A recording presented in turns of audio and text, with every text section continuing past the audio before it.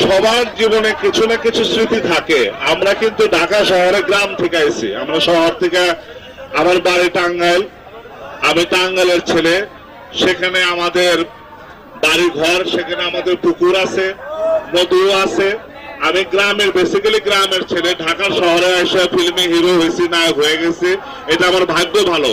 কিন্তু আমার অতীত জীবন গ্রামে কাটিয়েছি, আমি গ্রামেরই সন্তান। আমি তো গ্রামের পরশ না পাইলে, গ্রামের সংস্পর্শ যদি আমি না পাইতাম, তাহলে এত কথা আমি আপনাদের সামনে করতে পারতাম না। ছোটবেলার থেকে তো প্রচুর সাঁতরাইছি, গোসল করছি, ঝাঁপ দিছি, মাছ মারছি।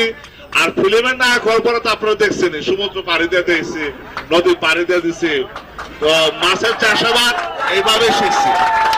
আমি চাষাবাদ করি, তবে আমার আগামী দিনের পরিকল্পনা আছে ব্যক্তিগতভাবে। আমার গ্রামের যে বাড়িয়ালাঙ্গা টাঙ্গাইল, সেখানে আমি